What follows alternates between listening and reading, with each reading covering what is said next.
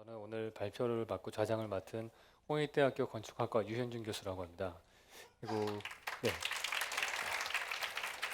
제 왼쪽에 계신 분은 레이노 타파니넨이라고 핀란드 국가교육청 수석 건축가분이시고요. 그 좌측으로 마지초등학교 김황 선생님 모셨습니다. 저희가 각각 한 20분씩 처음에 발표 세션을 하고요. 그러고 난 다음에 청중들로부터 받은 질문을 가지고서 이야기를 나누는 시간을 가지도록 하겠습니다.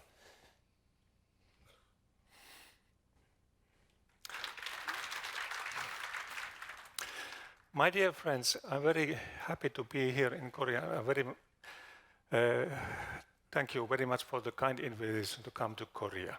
This is my first visit here, but it will not be the last one, I promise you. So I come from Finland, the Finnish National Agency for Education.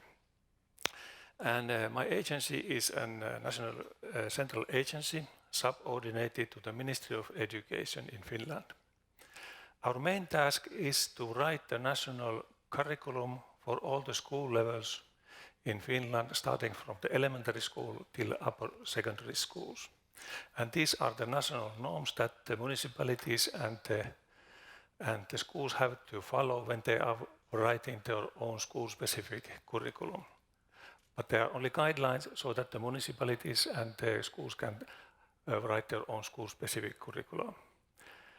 But we also have a lot of support services, and one of these services are in the field of learning environments in which I work. In my presentation, I will try to give you a perspective how we in Finland try to encourage the joy of learning in our learning environment. It is very important. We have many scientific reports and results saying that the learning environment has a direct impact on learning outcomes and well-being in the school. And this example is only one of the research reports. There are many of them. In Finland, we have renewed all the national curriculum during the last years. At the elementary school, in the nursery school, up till the general upper secondary schools.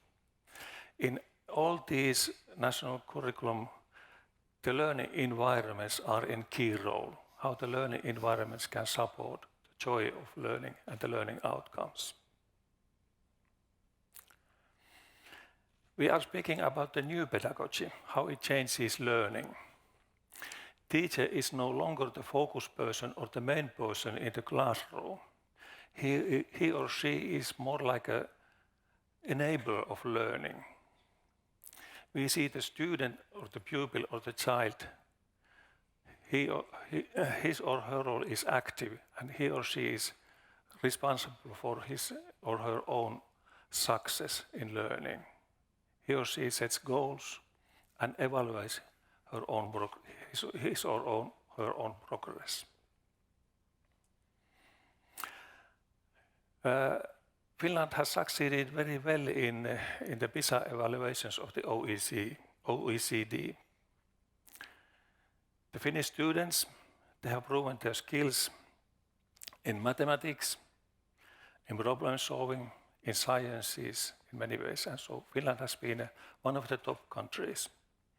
But in the last PISA assessments, the Asian countries have proven to be the strongest, like Korea, Shanghai, Japan. But Finland is still one of the top countries. In Finland, we have asked ourselves why we have done so well in PISA. We have found several reasons. First, education is free of charge at all school levels, from the elementary schools up till the universities. So there are no student fees. We also give equal opportunities for education for every child. And we have a very flexible administration. There is very few central governing or central ruling. The municipalities and the schools are responsible for their own administration. And one of the important reasons is that we have very highly qualified teachers. All the teachers have at least master's degrees already at the nursery school or at the kindergarten level. But maybe one of the reasons is also in our good quality of the learning environment. Then we have to determine what is a good quality school building. What does it consist of? We need criteria how to evaluate our school buildings and learning environments. We need more and more research on the link between the learning outcomes and the well-being and the learning environments. But then we have also asked ourselves, do we need norms for school construction and school building? In Finland, school construction was highly norm-controlled until 1993. We had norms for school size, classroom height, for the equipment, and so on. It was very detailed. But this norm system was taken down for 25 years ago. And in school legislation, there is only one paragraph today saying that the pupil participating in education is entitled to a safe learning environment. This is the only school-specific legislation concerning the learning environment. We are speaking a lot about the school of the future. How does it look like? What are the activities? What are the daily routines? And the architects fantasize about the look of the school of the future. But in Finland we have almost 5,000 existing school buildings and their age is relatively old. The average age is 50 years old. What do we do with these existing schools? How can they be schools of the future? And very many people have said that the education and the learning environment have not changed at all during the last decades. But today we have commonly agreed that this old-fashioned classroom arrangement has to be abandoned. It is totally obsolete. But we have this existing classroom corridor schools. The challenge is how we change these to flexible and versatile learning environments. Here one example. Here you see a school built in the 1960s. It consisted of similar sized classrooms and with a side corridor, but some of the walls were taken down and the furniture was totally renewed. So even an old school can be transformed to a new kind of learning environment. Then we also have created quality criteria for good quality school. And the first says that a good quality school operates in a flexible and versatile manner. It enables different ways of working and various interactional situations so that the teachers and the pupils can communicate in different ways. A good quality school is not only a school. It's a cultural and activity center for the whole community so that the neighboring community, the parents and the elderly people can use the school premises for their activities. So it's the heart of the community. And then the school building in itself is a concrete learning aid. It's a textbook in itself. It can inspire teaching and learning in very many ways with its constructions, with its infrastructure, with its colors. Then a good quality school is aesthetic and it shall reinforce psychic and social well-being. This is also important. A good quality school cherishes sustainability, not only in its daily activities, but also the building itself has to be sustainable with its materials and constructions. Then a good quality school is appropriate in its dimensioning. The use of space has to be efficient. Then a good quality school increases physical and mental health and safety. How we see the Finnish school today and even tomorrow? We apply pupil-centered working methods. We concentrate on thematic entities so that the study subjects make cooperative study projects. And we encourage self-motivated approach so that we try to motivate the children to learn and to find the joy of learning. And this is the concept how we see the typical school in Finland. We arrange the school in different zones and arrange home areas for different age groups. So in the middle of the school there is a central common place, a meeting place for the whole school community. And the different age groups have their own home areas. And this is an example of home areas for grades 0 to 2 and from 3 to 5. And in these home areas, the children, they have their own common area, a meeting place, or an agora as we called it, and then the learning areas are around this common area. You no longer recognize the traditional classrooms. How we see the Finnish school building today and tomorrow is flexible and variable, and it's open and transparent. When you visit Finnish school, you see a lot of glass walls.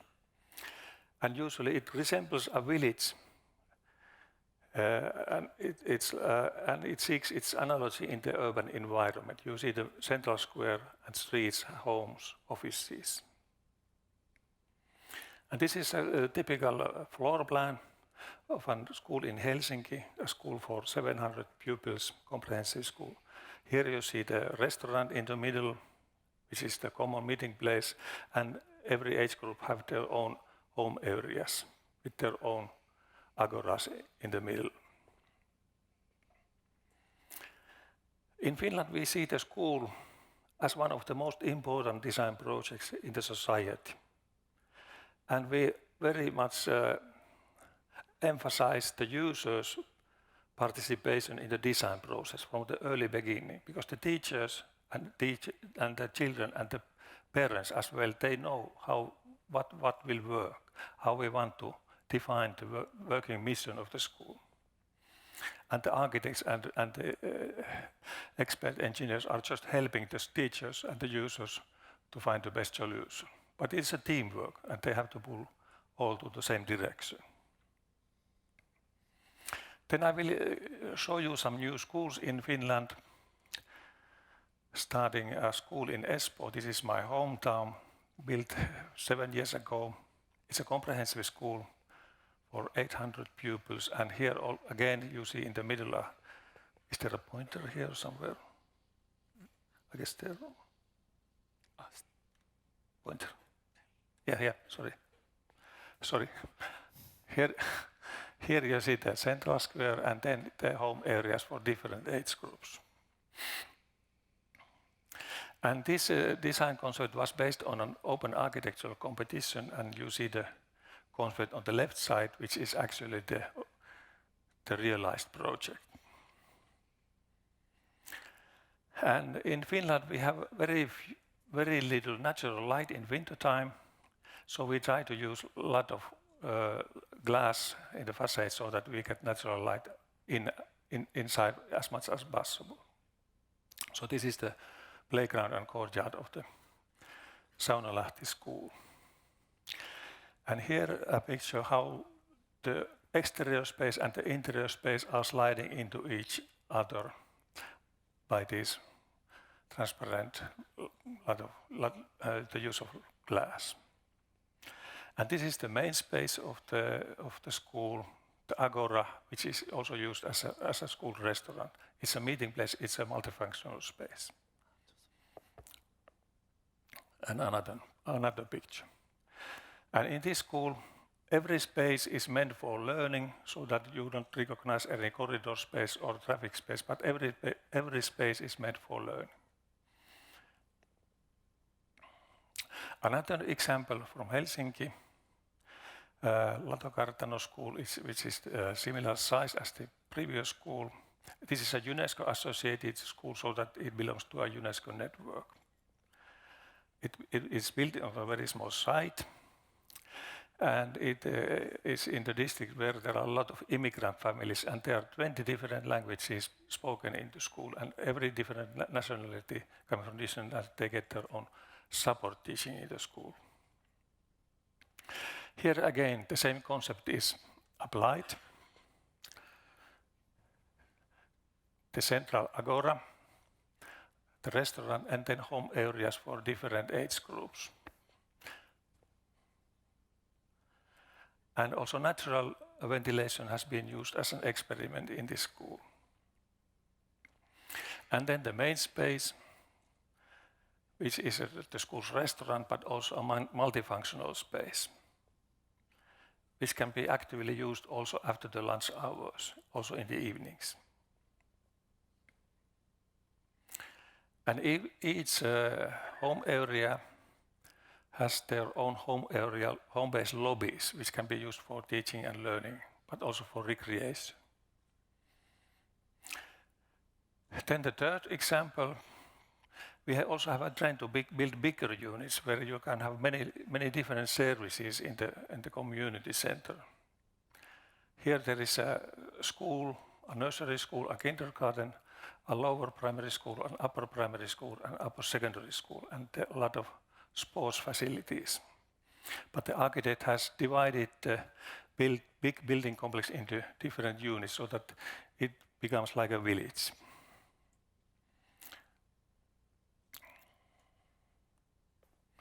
Here are some facades, very colorful facades.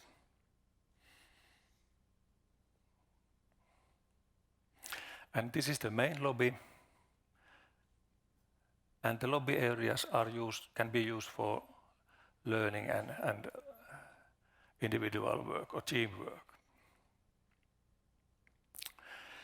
In Finland, we have a long tradition of organizing architectural competitions, and these competitions are anonymous so that even the students of architecture can participate in the competition and even win the competition.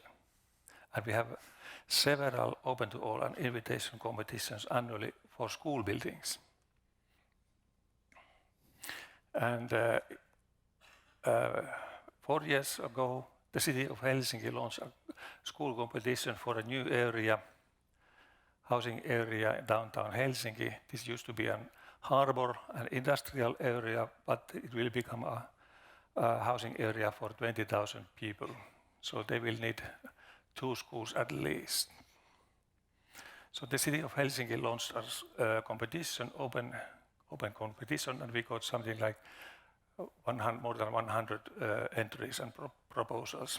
I will show you some entries which are not winning proposals, but these illustrations show how the architects today see the school. So the school not necessarily any longer resembles a traditional school. These are like opera houses or theaters or music halls. And the city of Helsinki wanted in their design program and design brief a very open concept so that there are no classrooms but big open spaces. And here are some illustrations how the architects have found out, described their translation, how it should look like.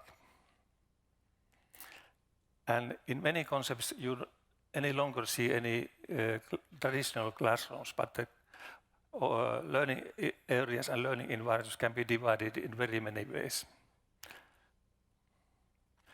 And here one proposition or one entry, you don't any longer recognize any classroom here. It's more like a modern office space. Here again, every space is meant for learning. So this is the winning proposal. This was opened in August, and it is not yet totally furnished, but the school term has already started. It is in a very tight site,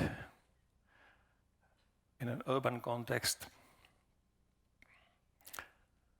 And this is the main space, the agora, which can be used as an auditorium or for a restaurant in very many ways. And this is how the illustration, how the school will work and is now working. There are a lot of glass walls, so that's very transparent, the interior. And there are very many nooks or corners in which the students can go and study in pairs or in groups or even alone. The students call these nooks as saunas. In Finland, we have more than 2 million saunas. I even have 2 myself. And here are the floor plans of this school. In the middle, you have this central place.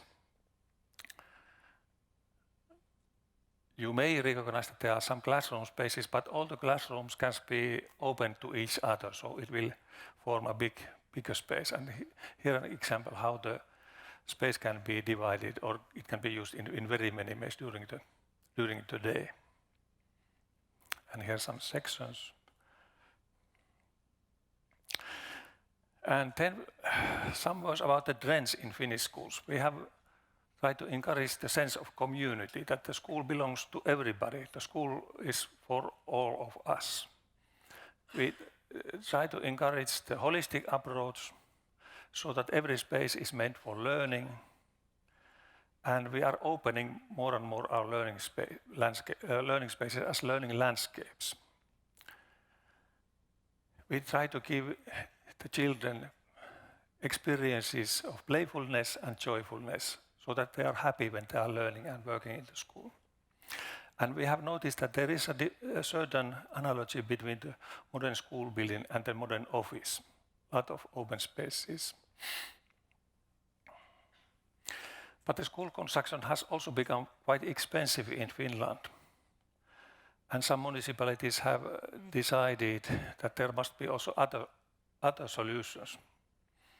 And this is a new thinking that if we no longer are seeing the school as a product space or a building, but a service that we are giving to our citizens and to our children, then we have to define where the learning takes place.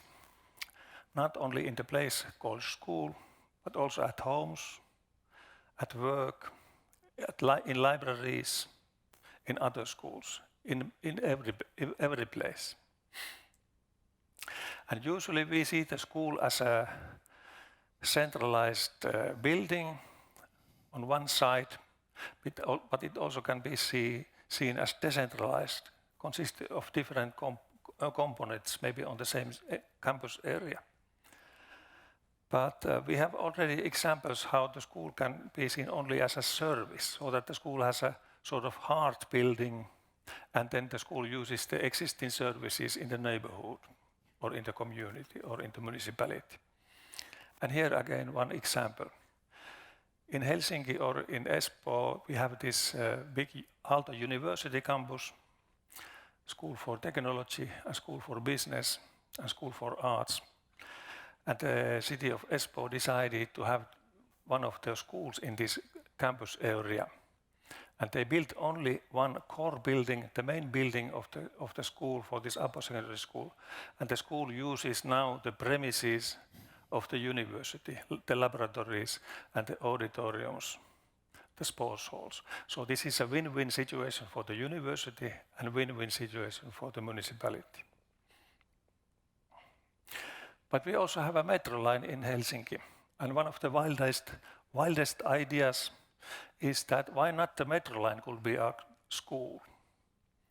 So that one of the cars or the wagons could be a classroom, and the pupils, at least in the upper secondary school, they could go around the city in the metro and study in the metro, and then go to the swimming pool, to the sports hall, to the library, which is in another part of the city. This might sound a very wild idea, but it can be done. Then my agency, we annually finance different development projects or learning environments so that the municipalities can apply for funds for innovative projects. And this is the sum we annually give to the municipalities, not for building schools, but to how to change and reform their existing schools. So this was my presentation. I thank you so much. But there is also a nice video link in my presentation, but it takes 15 minutes to watch, so that, but you can see it afterwards when you get my presentation on your set. Thank you so much. 네, 감사합니다. 발표 감사합니다. 다음으로는 마지초등학교 김항 선생님 발표해 주시죠. 저는 현재 광주 마지초등학교에서 근무하고 있는 교사 김황이라고 합니다. 앞에서 유현준 소장님이 말씀하신 감옥 같은 학교에서 살고 있고요. 그러면서 핀란드에서 말하는 그런 학교에서 살고 싶은 그런 꿈을 꾸는 교사입니다. 또 이제 이야기를 들으니까 좀 슬펐어요, 오늘. 왜 나는 이런 곳에서 살지 못할까? 나는 감옥의 간수일까? 우리나라가 요즘에 학교 공간 혁신이 상당히 화두입니다. 상당히 지금 센세이션하게 불고 있는데요. 학교 공간 혁신이 과연 지금만 있었을까? 제가 발령을 막 받았을 때 우리나라의 열린 교육과 열린 교실 바람이 불었습니다. 그래서 제가 근무했던 한 학교는 그 4개 반이 있는데 복도가 없어요. 그러니까 4개 교실이 다 터 있는 거예요. 그래서 그때 우리는 이미 학교 공간 혁신을 일본과 다른 나라처럼 이미 했습니다. 그런데 4학년 1반에서 체육 수업을 하고 있고요. 4학년 2반에서는 음악 수업을 하고 있고 4학년 3반에서는 국어 수업을 하고 있어요. 4학년 1반에서 공을 차면 복도가 없기 때문에 공이 떼구르르 굴러와서 이쪽으로 와요. 어느 반은 수업이 좀 일찍 끝났어요. 그래서 애들이 화장실 가는데 우르르르 뛰어가요. 다른 반은 국어 신앙성을 하고 있는데. 그래서 결국은 그 열린 교육, 열린 교실, 열린 학교를 만들었던 데가 정확하게 제가 기억하기로는 2년 만에 전부 닫힌 교실로 바꿨습니다. 지금 저희가 항상 드리는 말씀입니다. 과거와 현재, 최근에 학교 공간 혁신에서 이제 교실을 막 바꾸고 있는 사례들이에요. 그런데 왠지 그 구조가 바뀌질 않아요. 강산이 몇 번 바뀌었을 텐데 우리의 부모님이 근무가 이제 공부했던 교실과 지금 제가 아이들을 가르치는 교실이 과연 어떤 구조가 바뀌었을까? 학생이 줄었죠? 그리고 교실이 이뻐졌죠? 과연 그 외에는 바뀐 게 별로 없는 것 같아요. 이게 결국은 본질은 뭐냐면 학교에서 학습을 한 학생은 과연 무엇을 할 수 있을까예요. 근데 저희는 학습을 능력을 신장한다고 보고요. 무엇을 할 수 있을까는 역량으로 봅니다. 그래서 현재의 교육과정은 역량 중심 교육과정이에요. 근데 역량에 대해서 여러 가지 정의를 제가 찾아봤습니다. 그런데 공통점은 뭐냐면 새로운 상황에서 학생들이 적용하고 활용할 수 있는 능력이나 기술이나 태도를 가지고 결국은 성공적으로 수행하고 해결할 수 있어야 돼요. 저래야 역량이 있다고 봅니다. 그런데 그렇다면 학교는 어떻게 해야 되겠어요? 학교는 학생들이 만나게 될 문제를 해결할 수 있는 지식, 기능, 태도를 가르치고요. 그걸 실제로 수행을 통해서 해결하는 기회를 줘야 되는 게 학교인 거예요. 근데 우리는 과연 수행할 기회를 줄까? 그럼 학생들은 과연 이제 역량을 발휘하려면요, 문제를 직접 해결해야 되거든요. 그럼 학생들이 마주하게 된 미래의 문제나 과연 상황은 뭘까? 솔직히 저는 미래에 대해서는 잘 모르겠어요. 여기에 계시는 분들이 워낙 전문가시니까. 그런데 이건 알 것 같아요. 과거의 어른, 과거의 사람, 저겠죠? 어른이죠. 근데 우리가 예측한 미래는 우리가 발견한 문제에 대한 해결 방안이에요. 근데 이 학생들은 우리가 해결 방안 제시해서 어른이 되잖아요. 그럼 걔네들은 또 다른 문제를 직면할 거예요. 이미 저는 그때는 없는 사람이 될 수도 있겠죠. 말 그대로 학생들은 우리가 상상하지 못할 문제를 해결하고 살아야 되는데 문제는 우리 학교 학생들이 지금 현재의 문제도 스스로 해결해 보지를 못해요. 그냥 단지 적용하고 활용할 수 있는 지식, 기능, 태도만 열심히 배워요, 학교에서. 그리고 상황이나 수행할 수 있는 어떤 상황 자체를 못 견딥니다. 결국은 한국의 학생들은 현재를 살아가는 속에 스스로의 일상과 문제를 해결할 권한을 가지고 있지를 못해요. 이게 앞에서 말씀하셨던 것처럼 그냥 교실에 앉아가지고 아침부터 저녁까지 열심히 지식, 기술, 태도를 배워가지고 딱 풀어서 쓰면 끝나는 거죠. 그렇다면 학생들이 그럼 해결해야 될 가장 기본적인 과연 문제는 뭐냐? 인간으로서 저는 그걸 의식주라고 봅니다. 근데 말씀하셨잖아요. 똑같은 학교 급식, 똑같은 학교 교복, 똑같은 학교 교실. 그런데 이게 조금 바뀌고 있어요. 교사 입장에서 보면 어느 순간 급식에서도요 설문지를 통해서 학부모나 학생 의견을 반영을 하고 있어요. 얘들이 원하는 메뉴가 하나씩 늘어납니다. 물론 이제 인스턴트를 너무 좋아해서 문제긴 하는데 교복도요 이제는 자율화가 됐어요. 그리고 심지어 교복 디자인도 학생들이 패션쇼를 해서 선택을 하기 시작을 했어요. 어느 순간 사용자의 의견이 반영이 됩니다. 그런데 교실은요 주어진 교실서만 살아요. 근데 교사 입장에서는 편합니다. A 학교, B 학교, C 학교가 교실이 똑같이 생겼어요. 그래서 제가 전근 가는 데마다요 항상 편하네요. 그래서 선생님을 위한 학교지 않을까라는 생각을 합니다. 이제는 학생이 의식주의 가장 기본이잖아요. 그렇다면 자기가 살아갈 공간을 선택하고 개입할 수 있는 권한을 가져야 되지 않을까라고 생각을 합니다. 우리는 이런 놀이터를 보고 기적의 놀이터라 그러죠. 왜 이게 기적이 돼야 될까? 쓰레기장처럼 생겼는데. 창의력을 키우는 놀이와 놀이공간이라는 어떤 제가 자료에서 본 건데요. 아이들은 이런 놀이터에서 마음대로 놀이공간을 변형하면서 놉니다. 이게 북유럽에서 학생들이 체험학습이에요. 만약에 우리나라에서 이러고 있으면 어떻게 될까요? 당장 안전 문제로 해서 전부 스탑시키겠죠. 만약에 이렇게 학교에서 학생들하고 제가 자연주의로 놀고 있다면 그날 바로 학부모한테 민원이 들어올 겁니다. 쉽게 말하면 공간이 아무리 바뀌어도 이런 활동이 바뀌지 않으면요 결국은 도로함이 타부르라고 저는 생각을 합니다. 이게 한국의 교실일까요? 북유럽의 교실일까요? 자, 상품 걸까요, 제가? 저도 이런 교실에서 살고 싶었어요. 왜 우리는 제가 신문 인터뷰를 봤는데 핀란드에 우리나라 사람들이 매년 선진지 시찰에 갑니다. 특히 교장 선생님들이 많이 가세요. 근데 가서 하는 질문이 10년째 똑같대요. 10년 전에 갔던 교장 선생님 돌아왔으면 이제는 그 교실을 좀 바꿔줄 수 있잖아요. 근데 왜 10년 동안 거기는 좋기는 한데 지금은. 그래서 저는 이 교실을 저도 그렇게 살고 싶었어요. 그래서 학생들과 같이 저희 학교에 있었던 교실을 바꾸려고 이제 시도를 합니다. 이게 저희가 바꾸기 전에 학교 실과실이에요. 참 깨끗하고 좋죠. 실습하고 싶은 실과실일까요? 그래서 학생들과 같이 이곳에 살면서 먼저 이야기를 나눕니다. 우리는 이 공간에서 어떠한 삶을 살까? 이 공간에서 무엇을 하고 싶을까? 너희는 이 공간을 무엇으로 채우고 싶어?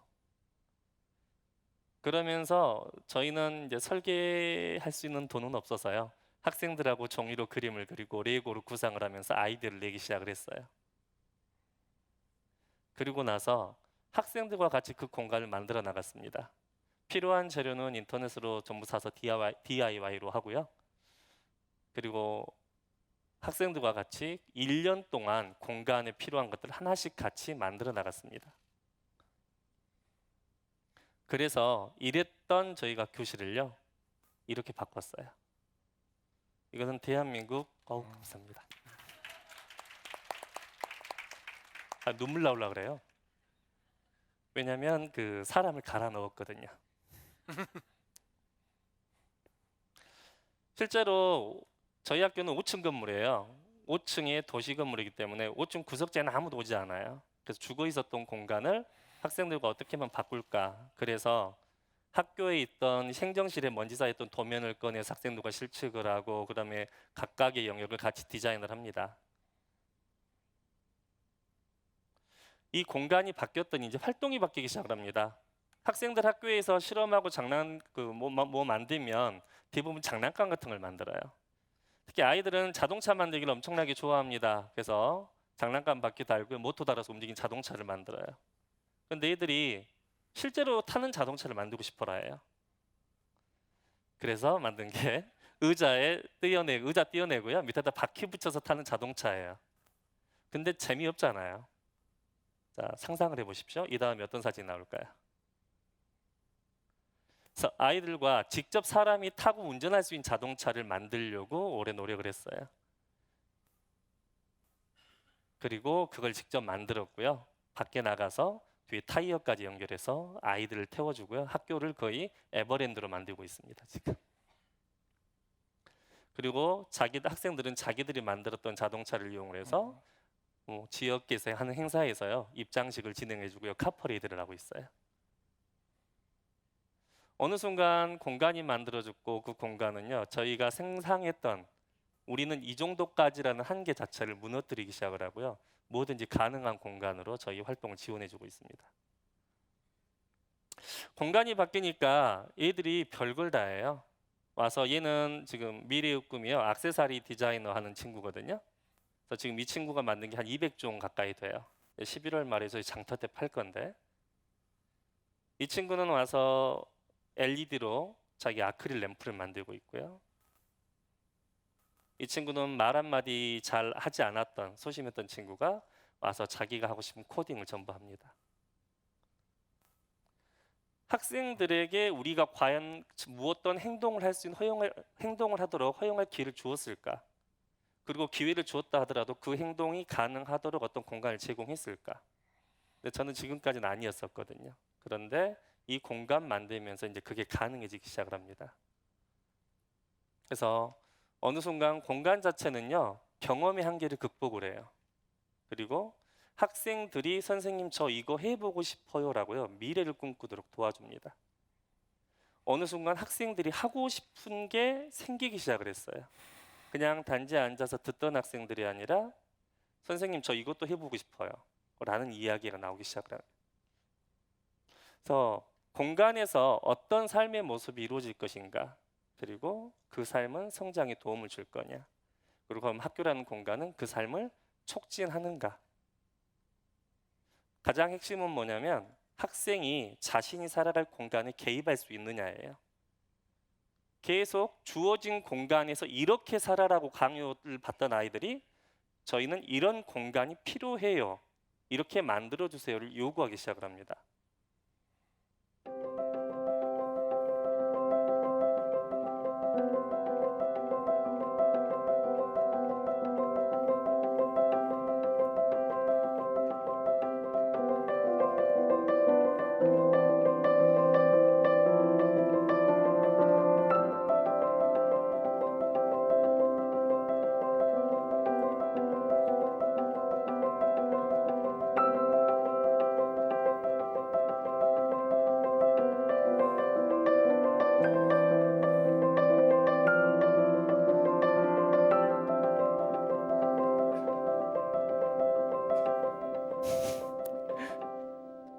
제가 무거워도요 다 움직여요. 근데 저희들만 이렇게 산 줄 알았는데요 저희보다 더한 친구들이 있었어요. 광주 첨단고등학교라는 고등학교 친구들은 이미 학교에 있는 공간을 관찰하고 그런 것들 설계를 하고 건축가랑 연계해서 실제로 학교 공간을 고등학생들이 만들더라고요. 그리고 그 공간을 만드는 것뿐만 아니라 그 고등학교 학생들은 그 공간을 어떻게 활용할지 아이디어를 만들고 그걸 토의해서 실제로 그 공간을 운영까지 하고 있는 사례들을 봤습니다. 특성화고가 아니라 일반 인문계 고등학교에서. 근데 또 다른 사례를 봤어요. 용남중학교라는 학교인데요. 여기는 제가 알기로는 폐교의 위기의 중학교였습니다. 그래서 이 학교가 폐교를 하지 않도록 이 학교 선생님들이 학교를 혁신하기 시작을 했어요. 그래서 기존에 아주 작았던 운동장을 학생들이 모일 수 있는 공간으로 이제 조성을 합니다. 그래서 이게 배치도고요. 그래서 학생들의 동선이나 움직임에 따라서 이제 특별실들을 다양하게 만들고요. 아까 말씀하셨지만 지붕의 형태가 사각형이 아니에요. 다양한 형태의 지붕의 공간을 만들고요. 실제로 이러한 조감들을 통해서 공간을 만드는데 저도 보고 놀랐어요. 저는 단지 교실과 학교 휴게실 몇 곳만 바꿨는데 여기는 아예 제가 생각했던 공간 자체를 말 그대로 우리 건축가님이 말씀했던 공간 직접 구현을 하고 있더라고요. 그래서 이게 대한민국에 있는 그것도 경상남도에 있는 시골 중학교의 그냥 도서관입니다. 단지 도서관으로 쓰고 있는 게 아니라 그곳에서 학생들이 공부를 하고요. 창의적인 활동들을 하고 또 한쪽에서는 거기서 오케스트라 연주를 하더라고요. 근데 폴딩도어 얘기하셨잖아요. 자연과 연계해서. 근데 이 학교가 그렇게 했더라고요.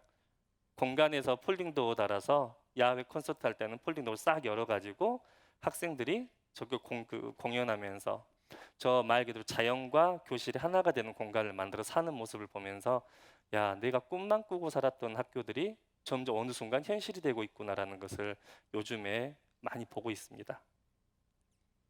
그런데 참 고무적인 일이에요. 저희는 지금까지 항상 위에서 시키는 대로 주어진 대로 살았습니다.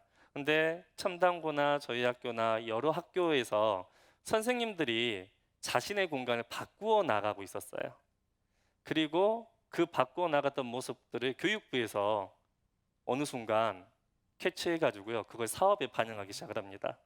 그래서 교육부에서 학교 공간 혁신 사업을 시작해 주시더라고요. 여기 지금 교육부 국장님부터 해서 지금 다 나와 계시는데요.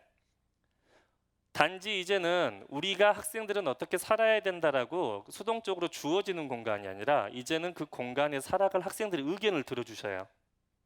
그래서 학생과 교사가 그 공간 설계에 참여하는 사용자 참여 설계가 지금 이루어지고 있습니다. 그리고 단지 학습만 있는 게 아니라 학습 심 놀이가 교육과정과 연계된 공간 재구조화, 그리고 특히 그렇다면 이런 학교 공간을 우리만 쓸 거냐, 그래서 주변 지역 주민들과 같이 쓸 수 있는 지역 주민 참여, 그래서 이런 프레임워크를 만들어서 학교 공간 혁신을 추진해 주시더라고요. 어느 순간 옛날에 위에서 내리 꽂았던 어떤 사업이 아니라 이제는 현장의 선생님들의 실천 사례를 바탕으로 어느 순간 바텀업이 되기 시작하는 그런 모습을 보면서 너무 솔직히 감명이 깊었거든요. 그러면서 공간혁신 사업도 3개가 가지더라고요. 첫 번째가 우선 공간혁신 1.0 쉼, 놀이, 삶의 공간. 우선은 학생들에게 삶을 돌려줘야 돼요. 교실에서 갇혀있던 아이들에게. 두 번째, 이제 단지 우리가 쉬는 공간만 만들 거냐, 공간을 통해서 말 그대로 우리의 학습 방법의 변화, 교수 방법의 변화 자체를 꾀하고요. 마지막으로 공간의 경계. 꼭 공부가 교실에서만 이루어질 거냐, 어느 순간 디지털을 통해서 온라인을 통해서 모든 사람과 세계 사람과 함께 공부할 수 있는 공간이 만들어지는 게 지금 교육부에서 추진하는 방향이었습니다. 그래서 저희도 보면서 야, 우리를 갈아 넣어서 그동안 활동했던 게 절대 헛되지 않았구나라는 생각을 하면서요, 좀 감사하다는 말씀을 먼저 드립니다. 그래서 이제는 단순하게 저도 이제 꿈꾸기 시작했어요. 단순히 학생들이 다양한 활동을 할 수 있는 공간을 만드는 게 아니라 이제는 거기에서 다양한 교육 과정, 그다음에 우리 아이들의 다양한 수준, 그리고 다양한 교수 학습 방법 적용할 수 있는 미래 학교를 제가 꿈꾸기 시작을 했습니다. 그리고 이제 그런 학교를 만들기 위해서 이제 버전을 업그레이드하고 있는 중이고요.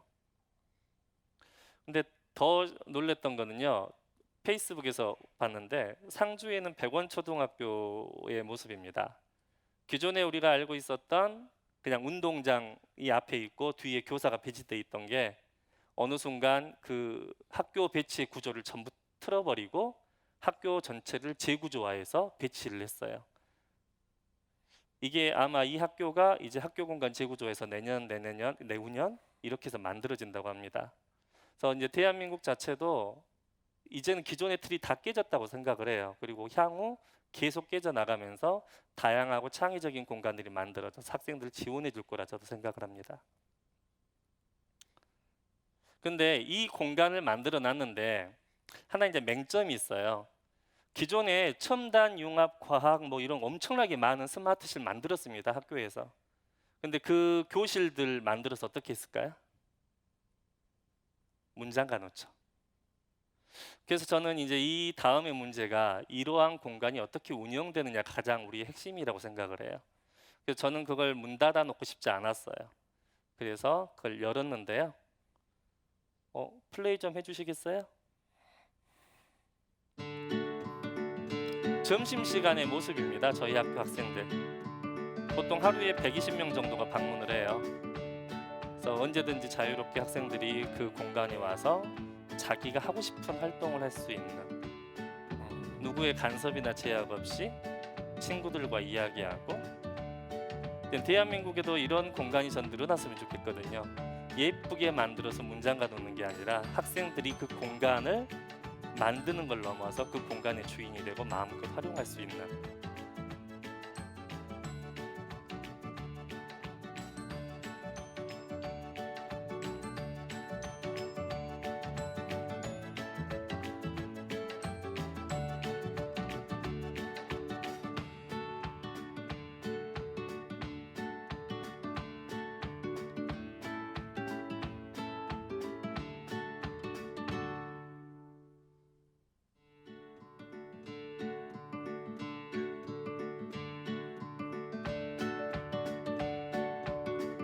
우리는 흔히 전동톱 쓰면 다친다고 무조건 못하게 하잖아요. 칼도 못 쓰게 하는 학교잖아요. 이제는 모든 걸 허용을 해주고 학생들이 할 수 있는 걸 믿어줘야 되지 않을까 싶어요.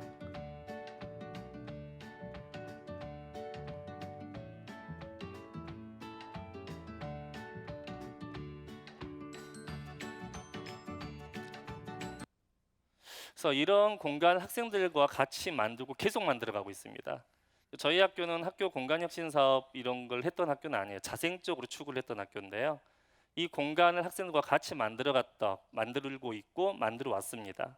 그 공간 구축 사업에 참여했던 학생들의 소감을 제가 다 받아봤어요. 근데 그 핵심적인 키워드를 뽑아보면 우리 함께 직접 다른 학생 친구들 재미 즐거운 기쁨 다음 앞으로 나중 만들 수 있을 것 같다 할 수 있을 것 같다. 정리를 해봤어요. 제가 6학년 전체의 키워드를. 그랬더니 우리가 함께 직접 만들어서 다른 학생들과 친구들이 사용하는 것을 보니 뿌듯하고 재미와 즐거움을 느낄 수 있었다.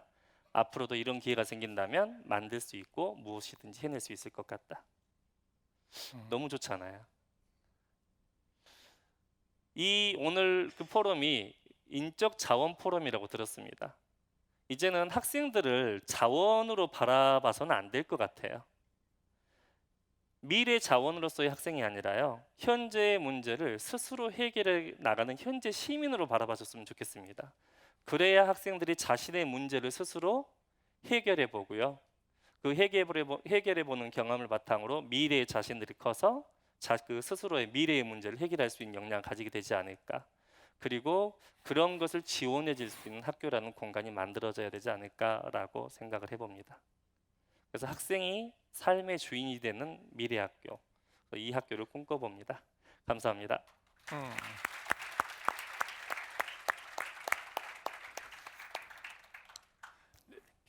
네, 그래서 김항 선생님 발표 잘 들었습니다. 저희 학교에 그렇게 또 우리나라에 재미난 학교가 많은지 몰랐네요, 저도. 레이노 타파니넨 선생님 발표도 잘 들었고요. 제가 여러분들이 보내주신 질문이 여기 있습니다. 그래서 이걸 통해서 공감 정렬 순으로 해서 한번 질문을 한번 받아보겠습니다. 일단은 첫 번째가 북유럽 이거부터 볼까요?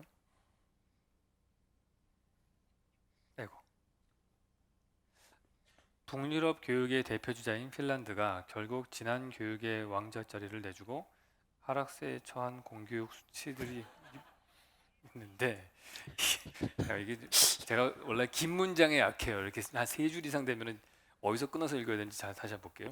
북유럽 교육의 대표 주자인 핀란드가 결국 진한 교육의 왕자 자리를 내주고 하락세에 처한 공교육 수치들이 있는데 지금 핀란드가 잘 안 되고 있다는 얘기인 거죠, 이게 지금.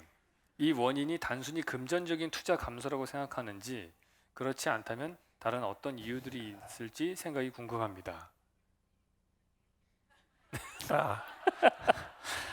왕자 자리를 내줬나요, 핀란드가?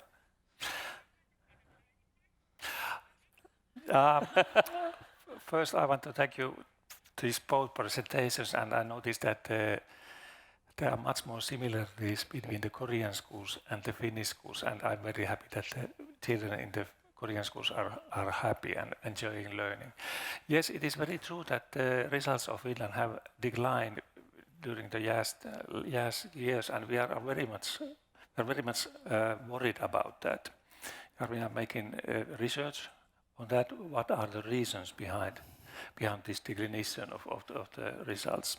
We are still the best country in Europe in PISA assessments, but we have lost the best place to Asian countries, and We have found some reasons, and this is true that our economy is now getting worse than it used to be, and the investment in education has also become less than it used to be. But our new government, which has started its work this June, has now promised that there will be a lot of investment, hundreds of millions of euros during the next 4 years in the schooling and in the education system, so that we will improve our results and the well-being in the schools.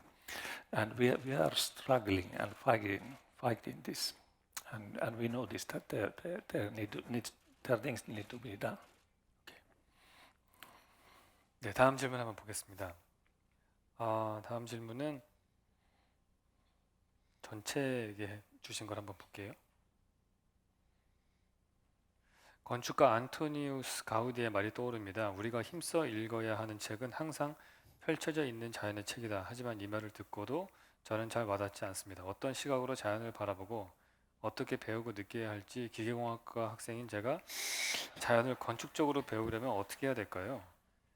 이거 김황 선생님이 대답 좀 해주시면 아니, 저는 건축가도 아니고 좀 글쎄요, 이거 되게 어려운 질문인데 자연을 건축적으로 배우려면은 저는 굳이 자연을 건축적으로 배울 필요가 있을까 하는 생각이 드네요. 그냥 기계공학과 학생이면 기계공학과의 시각으로 자연을 보고서 해석하는 게 더 중요할 것 같고요. 제가 질문 좀 어려운 걸 선택할 것 같습니다. 일단 제일 많은 거 하나 볼게요. 이게 지금 전체죠. 학교 공간의 혁신을 보여주는 세종시 핀란드의 예시에 반했습니다. 한국의 학교에도 공간의 변화가 있으면 합니다. 유 교수님 말씀처럼 예산의 문제는 빠르게 해결되지는 않을 것 같습니다. 혹시 지금 당장 닭장 같은 교실에서라도 교사로서 시도해 볼 만한 방법을 제시해 주실 수 있을까요? 간단한 것이라도 해보고 싶습니다. 제가 강연 중에 잠깐 얘기를 나눴던 것 같은데 일단 창문턱 없애는 거고요. 그거보다 더 쉽게 하는 거는 교실하고 교실 사이에 창문을 뚫는 겁니다. 아까 김황 선생님이 처음에 경계가 없는 교실을 만들 때 복도와 교실 사이 벽을 다 허물었잖아요. 정말 스튜핏한 방법이에요. 왜냐하면은 이게 0 아니면 1인 생각인 거죠. 우리가 오픈을 해야 된다는 게 벽을 더 없앤 거거든요. 근데 건축에서 요소 중에 벽이라고 하는 거는 공간을 나누는 기능을 하는 거고요. 완전히 단절시키는 거죠. 문이라고 하는 거는 둘을 완전히 소통시키는 적극적인 소통의 방법입니다. 근데 적당하게 연결시키는 방법이 창문입니다. 인간관계에서 제일 좋은 방법은 적당하게 거리를 두는 거예요. 근데 그거를 만들 수 있는 건축 요소가 창문이거든요. 그래서 핀란드 학교에서 보신 것처럼 유리로 된 벽을 많이 넣었죠. 그러니까 소리는 차단하고 시각적인 건 열어줄 수 있는 관계가 되는 거예요. 내가 가지를 못하더라도. 그리고 내가 원하면 언제든지 커튼을 치면 돼요. 그게 예를 들어서 만약에 두 교실 사이가 유리벽으로 되어 있다고 생각을 해보시면은 두 교실이 동의하는 상태에서만 오픈이 되겠죠. 양쪽 커튼을 다 열었을 때. 내가 원치 않으면 내 방에 있는 커튼을 치면 됩니다. 그러니까 가장 쉽게 가변적으로 관계를 온오프를 시킬 수 있고 중간 단계를 만들 수 있는 게 창문이에요. 창문이라는 건축 요소를 적절하게 쓰면은 그 중에서도 유리라고 하는 것들은 청각은 차단시키고 시각을 열어주는 장치이기 때문에 적절하게 만들면은 공간을 확 바꿀 수 있습니다. 그리고 말씀드린 대로 칠판에다가 바퀴를 다는 것도 한 방법일 수 있을 것 같고요.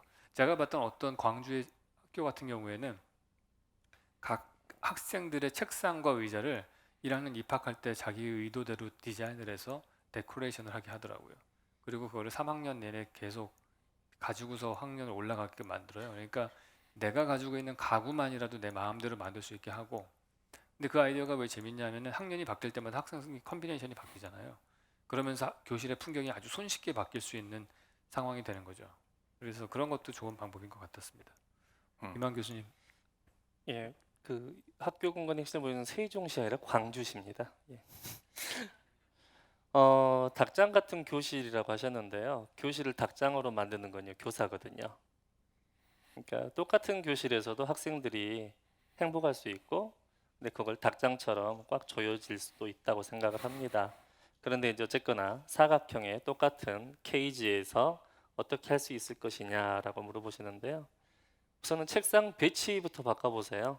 왜 꼭 우리는 가로로 앞을 봐야 되느냐? 세로로 옆을 볼 수도 있잖아요. 교실 왜 꼭 책상에 앉아서 공부해야 돼요? 다 치워놓고 바닥에 매트 깔고 누워서 공부할 수도 있잖아요. 결국은 저희의 그 고정관념인 것 같아요. 그 고정관념 우리가 초등학교 1학년부터 대학생 때까지 이 상황에서 이렇게 공부하는 것만 교사가 익숙합니다. 교사가 자신의 틀을 깨는 것부터 그리고 나서 하나씩 같이 시도해보고 그 다음에 학생들한테 선택의 기회를 줘야 될 것 같아요. 학생들이 문제를 문제라고 바라볼 수 있는 인식을 심어주는 것부터 학교 공간 혁신이 시작이 되지 않을까라고 생각을 합니다. 왜냐하면 제가 학교 공간 혁신 사업을 학생들하고 처음에 200만 원 가지고 시작을 했거든요. 근데 가장 큰 어려움은 뭐였냐면요. 아이들이 익숙함 속에서 불편함을 극복해 버립니다. 이 불편함 자체를 문제로 인식하는 게 아니라 불편함을 익숙함으로 극복했어요. 그래서 그 자체의 문제를 인식시키는 것부터 시작하는 게 가장 학교 공간 혁신 사업의 출발이지 않을까라고 생각을 합니다. Can I also go? Yeah. Yes, we also have noticed in Finland that every school cannot be refurbished or renovated totally because it takes a lot of time and money, but we have also allocated funds for more than 10 years to municipalities and to schools to make just small changes so that even a small change can change the working culture in the school very, very dramatically, so that a group of teachers, they want to make some change and they need the permission of the headmaster and the municipality to make the change, but it doesn't necessarily cost very much. And we have allocated several millions, even tens of millions of euros to municipalities during these last years. We have almost more than 200 different innovative projects in every part of Finland, and they have made small changes. They have taken walls down and renewed the furniture, and this has changed the working culture of the whole school. And this is a very good example how a small change can make big step. 이거 다음 질문입니다. 이 교수님 개성이라고는 없는 닭장 같은 건물에서 출입 기록 다 태그하고 PC 근무 시간까지 추적받으며 꼼짝없이 갇혀 지내는 직장인들에게는 어떤 공간이 공간에 대한 어떤 아이디어가 필요할까요? 그러니까 정말 이거 저희 학교도 이걸 시도를 하더라고요. 교수들 연구실에다가 태그를 해가지고 그 안전이라는 명목하에 들어오고 나가는 기록들을 얘가 제대로 지키고 있는지를 체크하는 거죠. 이런 거는 거부하셔야 돼요. 못하게 해야 됩니다. 이런 거는 저희는 협회에서 사실은 그 교수협의회에서 거부를 했어요. 그는 인권 침해다 이거는. 이런 문제들이 계속 대두가 될 거라고요. 근데 일단 기본적으로 근대적인 사고방식을 버려야 되는 거죠. 내가 여기에 앉아서 근무를 하면은 더 생산성이 높아질 거다. 더 많은 시간을 앉아 있으면 더 많은 생산성이 있을 것이다라는 고정관념 자체가 있기 때문에 묶어놓으려고 하는 거예요. 근데 그거는 그 사람을 능력을 평가할 수 있는 방법이 근무 시간밖에 없기 때문에 그런 거예요. 근데 여기서 과감하게 우리가 생각을 바꿀 필요가 있어요. 이 사람의 능력을 평가하는 방법이 제대로 된다면은 이런 공간적으로 근무 시간으로 장소에 얼마만큼 묶여 있느냐로 평가받지 않게 되겠죠. 그러려면은 성과급 연봉제 같은 것도 과감하게 받으실 각오를 하셔야 되는 겁니다. 공식적으로 내가 결과물로서 내가 평가를 받겠다라는 게 되지 않은 상태에서 단순하게 내가 자유만 얻겠다고 하는 거는 말이 안 되는 거고요. 저는 그거를 어느 정도 해야 된다고 봐요. 저희 사무실도 제가 하는 설계사무소도 그거를 시도를 좀 하려고 하는데 얘네들이 일하는 시간이 항상 9 to 6로 돼 있잖아요. 이제 52시간 근무, 이 시간 근무제라는 거 하는 것도 사실은 시대에 안 맞는 생각이에요. 사실은 52시간을 안 채워도 되고 더 채워도 되고 그거하고 상관없이 시간의 양으로 그 사람의 능력을 평가하는 게 아니고 이 사람의 성과를 보고서 평가할 수 있게 되고 그게 근본적으로 그 사람의 페이먼트 봉급에 반영이 되는 시스템이 만들어지면은 전 근대적으로 시간을 갖고서 그 사람의 능력을 평가하는 이런 것들은 당연히 사라질 거고요. 그게 사라지게 되면은 이런 태그를 하고서 얘가 어디에 몇 시간을 머무르고 있는지로 체크하는 것 자체가 바뀔 거라고 생각을 합니다.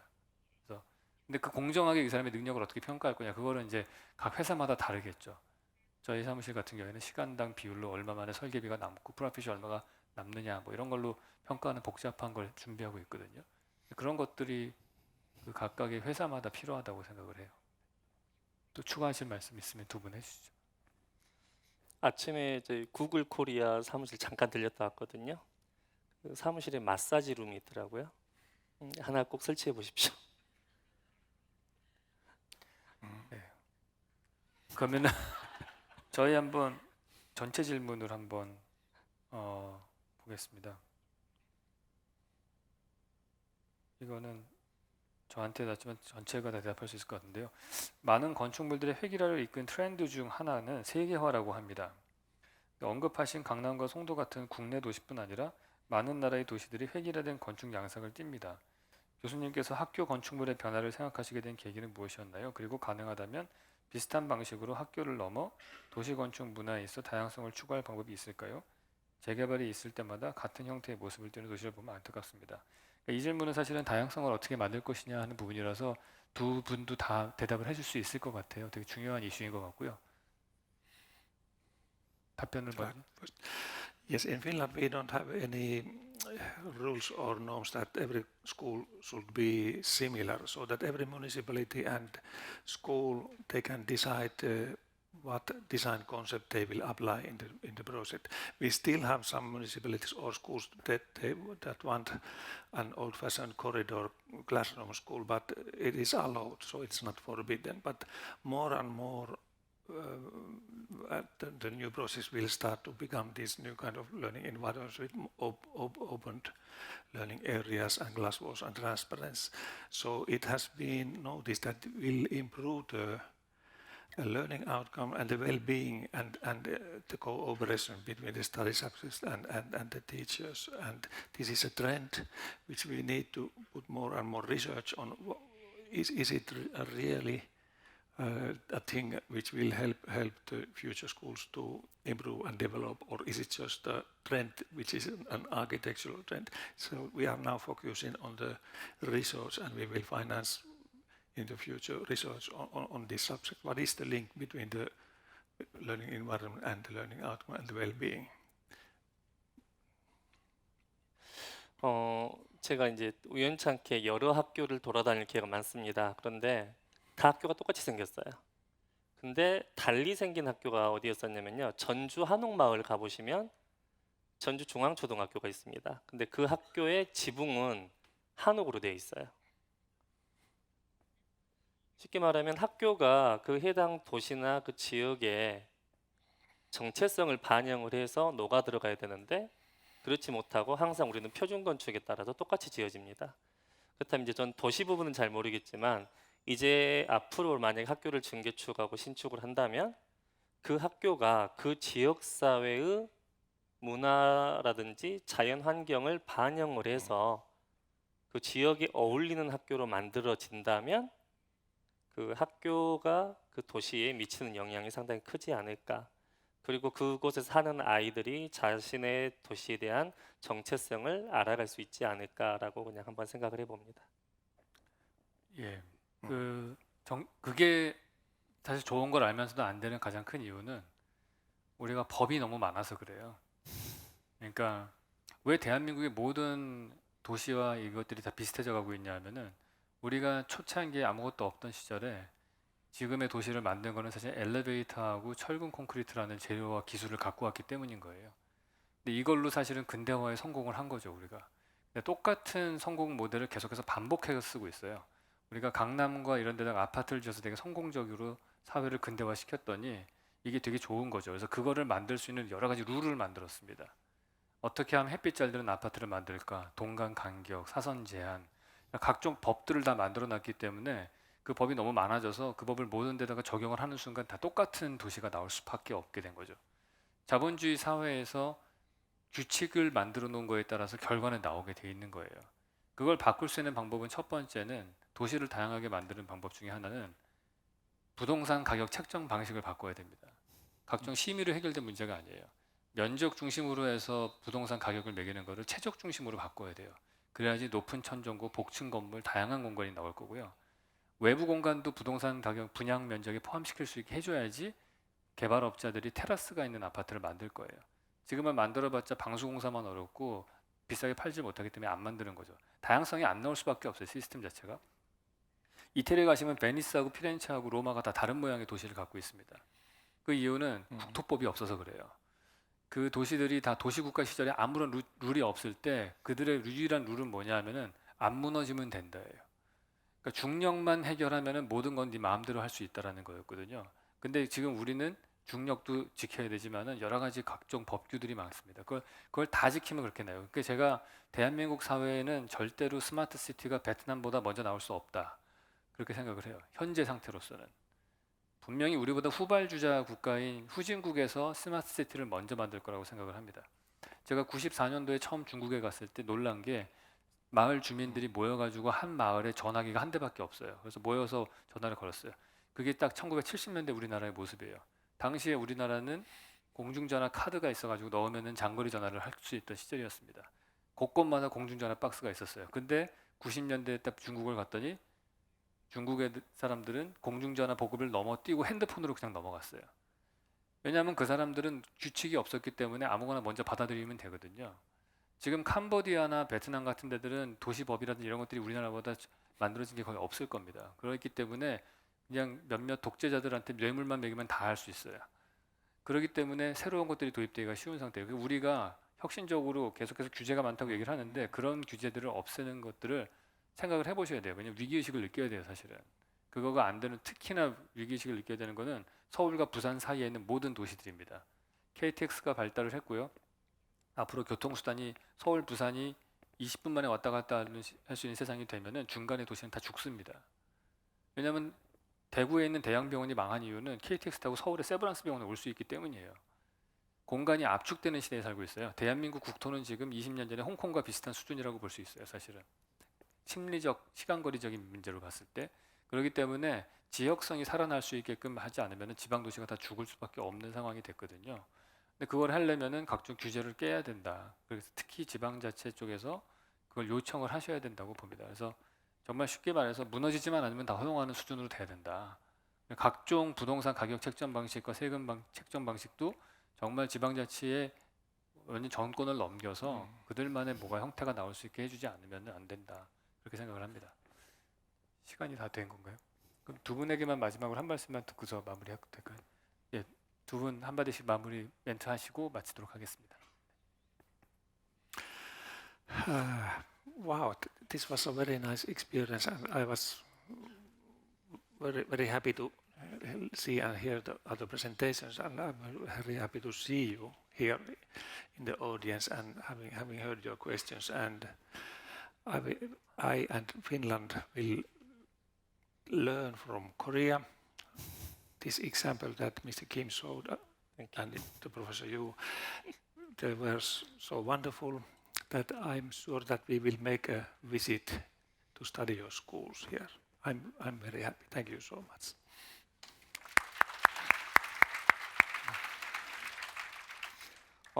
이 자리에 그냥 어떻게 보면 초등학교 하나의 사례를 이야기하러 나왔지만 참 뜻깊은 것 같습니다.